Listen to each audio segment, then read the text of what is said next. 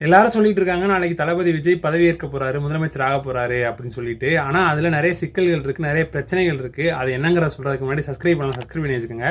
அதாவது நடந்து முடிஞ்ச தேர்தலோட ரிசல்ட்ல வந்து 108 தொகுதிகளில் வந்து டிவிகே கட்சி ஜெயிச்சிருக்காங்க. ஆனா 108 கிடையாது, 107. அதுல ஒன்று மைனஸ் பண்ணிக்கோங்க. எதுக்குன்னா, அதாவது திருச்சி கிழக்க வந்து அவர் ராஜினாமா பண்ண போறாருன்னு சொல்லிட்டாங்க. ராஜினாமா பண்ணா இங்க வந்து திரும்ப தேர்தல் கண்டக்ட் பண்ணி அங்க யார் வெற்றி பெறாங்க அப்படிங்கிறது வந்து ஃபியூச்சர் தான் தெரியும். அப்போ வந்து இப்போ நம்மகிட்ட டிவி கேட்டு இருக்கக்கூடிய தொகுதி எவ்வளோன்னு பார்த்தோன்னா 107. உண்மையிலேயே ஒரு கட்சி ஆட்சி அமைக்கணும்னா 118 தொகுதி பெரும்பான்மை காட்டணும். அதாவது 117 + 1 118 தொகுதி காட்டணும்.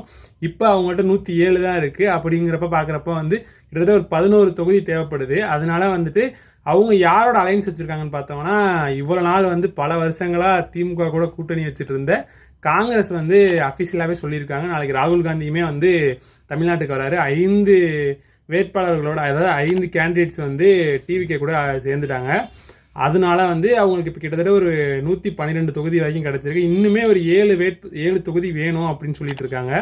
அதுக்கு முன்னாடியே வந்து நாளைக்கு சென்னையில் இருக்கக்கூடிய நேரு ஸ்டேடியமில் வந்து தளபதி விஜய் வந்து முதலமைச்சராக பதவி இருக்கிறாரு. இன்னும் ஒரு 14 நாள் இருக்குது. அவர் வந்து அவரோட கட்சியோட பெரும்பான்மையை வந்து ஆளுநர்கிட்ட காட்டுறதுக்காக. ஸோ இந்த நிலைமையில யாரெல்லாம் அவங்க கூட கூட்டணி வைக்க போகிறாங்க அப்படின்னு நீங்கள் நினைக்க கமெண்ட் பாக்ஸ் லீவ் பண்ணிடுங்க. தேங்க்யூ ஃபார் வாட்சிங் திஸ் வீடியோ.